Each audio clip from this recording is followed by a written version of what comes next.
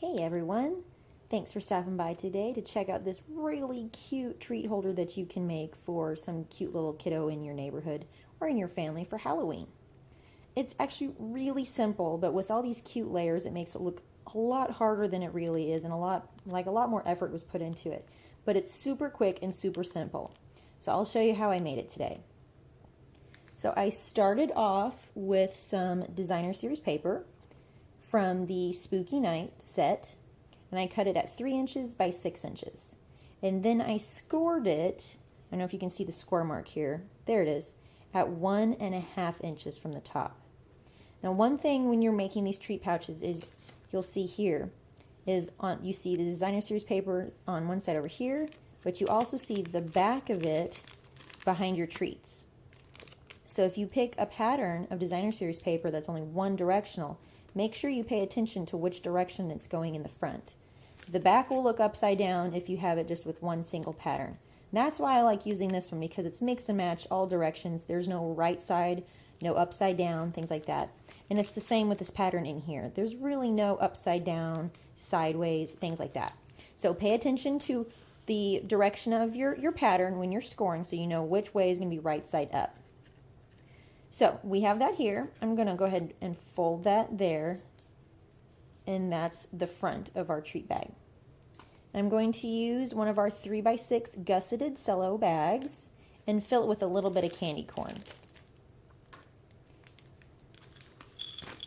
It doesn't take much. If you fill it too full, it's going to end up sticking up out of your pouch and look kind of funny. So fold this down and check to see if you have too much candy in there or if you have just enough.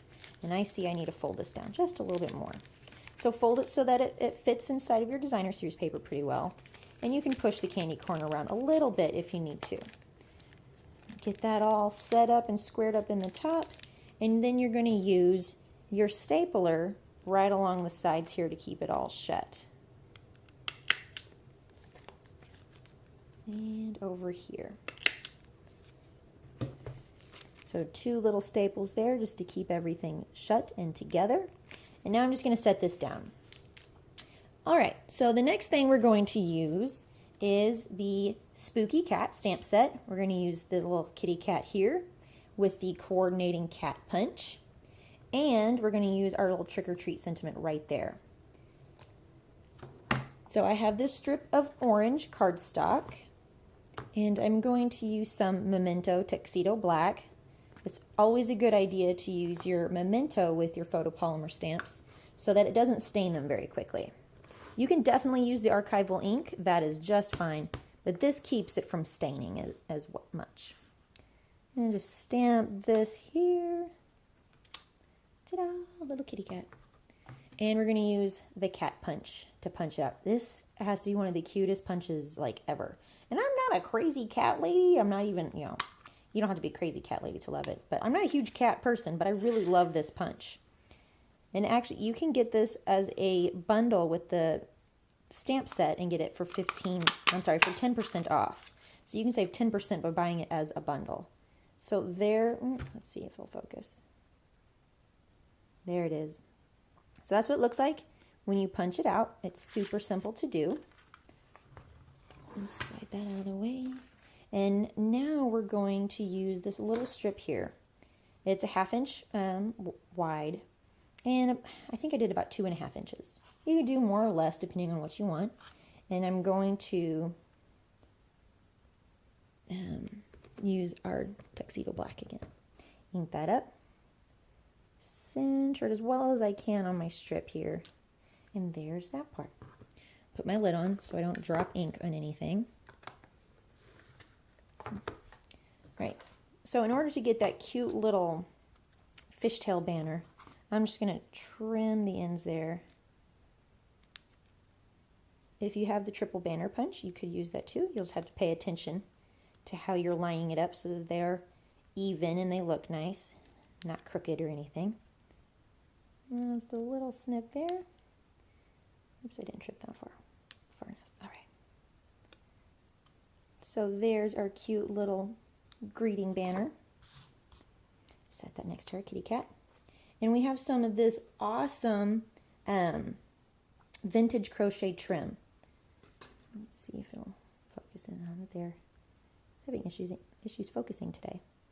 But this black trim is called vintage crochet trim. It's awesome. Just going to wrap it around the front here. I cut it 10 inches long just so it fits all the way around, and then it comes to the front with just a little bit extra to tie with.